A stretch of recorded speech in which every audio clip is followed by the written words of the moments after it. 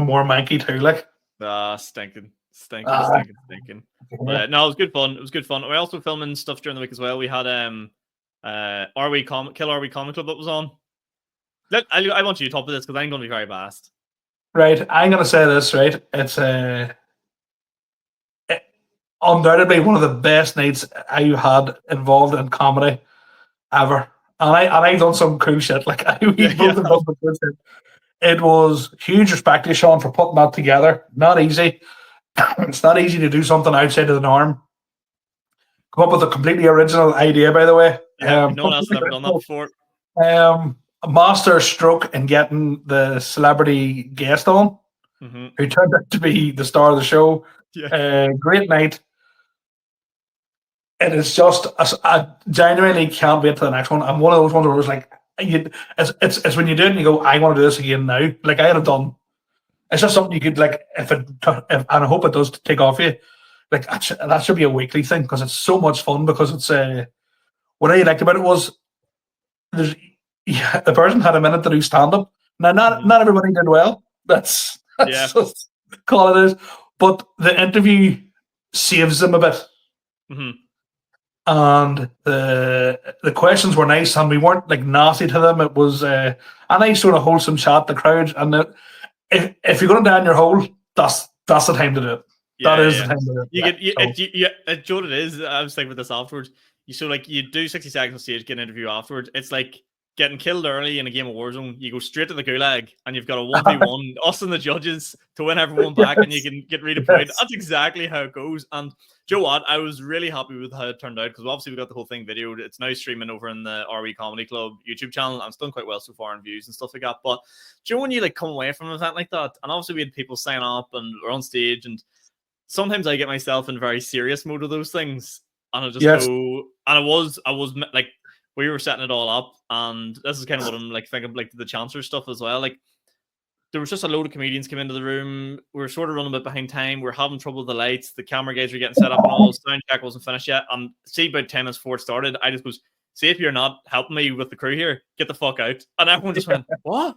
It's just like, you just need to get out. There's too many people here. You aren't contributing.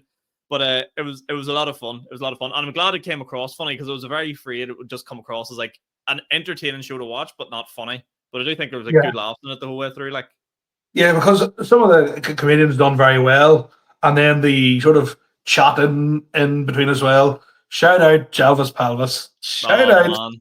Jalvis There's no Palvis. performer in the country. Like, you can't teach it. He came out with like one-liners that weren't even, probably didn't mean them to be funny, but were just hilarious. He just is he's a showman, and as you said, you can't teach it. No. You just can't. That can't be taught. And genuinely, really, really nice guy. Like people probably see him on like TikTok around like Belfast and all. He's actually a real down to earth, real. Oh, he's the nicest guy ever. So solid fella. And you know what? He's kind of almost big about people. He's kind of almost like a very. He can be quite inspirational to the extent that he knows he's going to have haters. He knows that people take the piss out of him. But he enjoys what he does because it's what he wants to do, and it's just like, what a way to live your life! Like, what a way to just go. I don't care what anybody else thinks. This is what I'm going to do. Dress up as Elvis and sing Elvis because I love Elvis Presley, and that's it. And that's, to be honest with you, what more do you want from life but to do something you absolutely love? That's exactly. He was unreal because I definitely thought the format of the show. I was like, two comedians. So obviously myself was going to host it and sort of drive it a wee bit, and then two comedians. So yourself and Franco, who were both class in the night, really good. Like, there's times where I'm like, if I'm just asking questions and bring you into the chat the whole time, it gets a wee bit sort of like robotic, but you chipped in well whenever you seen that I was probably like not thinking of questions and stuff like that. Or if like there's one or two times I was going down dangerous roads and you were like, well, anyway, what do you do for work? And I was going, all right, reverse back out here. But Jalvis was class because I was like, we need somebody on there who like doesn't really know stand-up. And you can have like this different sort of perspective on it all. And he was just class. My favorite part of it all was that clip we put out. Bill's talking about the DVDs and all. That's the weirdest thing ever. And I go, so what do you think, Jalvis? And he goes, I've seen Unknown. It's a great movie. I was like, that's unbelievable. I swear to God. Out of all the stand-up on stage tonight, that was the funniest thing I heard. So good. The timing, the delivery, everything about that was just unbelievable. And I remember actually just being in awe because you pulled most of the names out of the hat, but it was Jordan's turn or Jarvis's turn, and he pulled the name out and just done a wee like with a mic, brought his mouth, took it away, just created that wee bit of tension, created that wee bit of X Factor tension, and then just called out the name. Like, this is class. I was like, that's class. Like, why didn't I think of that? You know what I mean? He was so good. I can't believe it. The show, whenever we got it all filmed and sent back, the show was an hour and a half. So we must have went for like an hour and 45. That was a long fucking show, like. But I will say this, it absolutely flew by. Because I had to go to, I had no idea how long we'd done. I knew we had a good few accents. I was like, how many more accents should we put on here? And you're like, one more will do. I was like, right, okay, one more.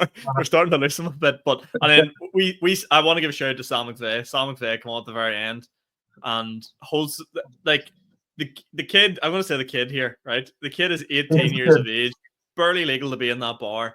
And he smashed it. And he's like, yeah, my dad's here. And it was just the most wholesome thing ever. And what did he go? He goes, oh no, he goes, I goes, what age are you? And he goes, 18. And his dad from the back room goes, you're 19, you fucking agent. I just like, yes. Yes.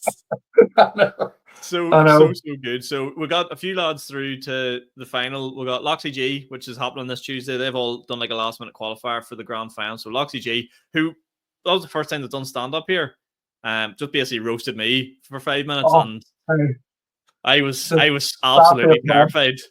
The sauciest man I've ever met. He like, I would say to this, I would consider you quite like unshakable. Mm-hmm. He had you on the ropes. I met him, right? And then at the top of the stairs, and he was like to me, like, oh, I'm Indian, but I'm over here, lived in California and all. And he said, he goes, have you had any Indian performers on before? And I was like, oh yeah, I've had loads of Indian performers on and they've done great.